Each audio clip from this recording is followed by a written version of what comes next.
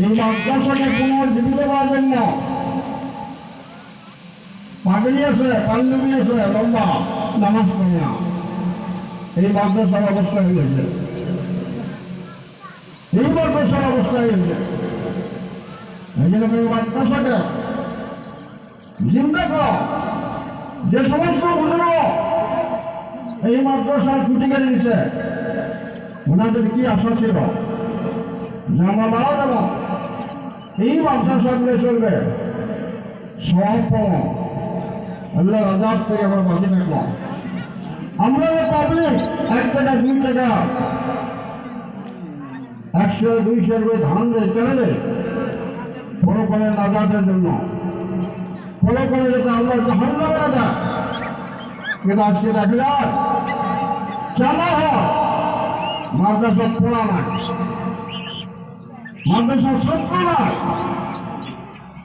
মানে আপনাদের কাছে অনুরোধ করলাম, আমরা সিনিয়র মানুষ হিসেবে, সিনিয়র আলেম হিসেবে, মুরব্বী হিসেবে এই জায়গা পার্শ্ববর্তী মাদ্রাসা মেহরবানি আছে, পার্শ্ববর্তী মেহরবানি সরকারি আছে,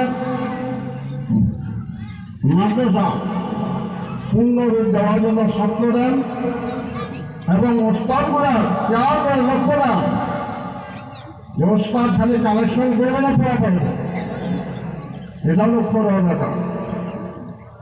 আমরা স্বার্থ দেওয়ার জন্য রাজ দিয়েছি, স্বার্থ দেব মাদ্রাসা পূর্ণ পর্যায়ে উন্নতি আমলগুলো রাখবে। কথাটা অনেকের ভালো লাগবে, অনেকগুলো বেয়া লাগবে। টিচার মিটার আসলে মানুষ ঠিক হয় না, টিচার মিটার আসলে মানুষ ঠিক হয় না। কেন মাদ্রাসা অবস্থায় লোক মাদ্রাসা কেন বানিয়েছে?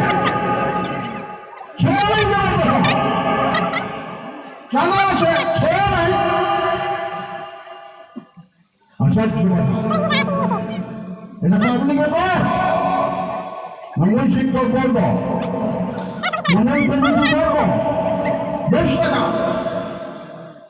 কেন আলোচনা? প্রত্যেকটা মানুষের হয়েছে মাদ্রাসা, কে চলে যাবে?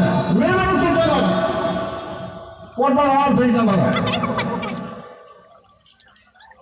এই জন্য অনুরোধ, এই মাদ্রাসা যাতে পূর্ণ রূপ পায়, মাদ্রাসা যাতে ছাত্র ভর্তি হয়, লেখাপড়া সুন্দর হয়, কমিটি লেভেলে, পোস্টার লেভেলে, অন্তত এই গানের প্রত্যেকটা মুরব্বী জোয়ান সকলের কাছে একদম সবিনয় অনুরোধ, মাদ্রাসা দিকে লক্ষ্য দেন, মাদ্রাসা থেকে আপনার চিন্তা করেন। বাবা তোমার একটা বড় বাবা আমার এই সুগন্ধের যারা আছে, হাসপুর জেলার যায় 10 মিনিটের জন্য কয়েকটা কথা বলে তারপর আনসার সব করা হবে।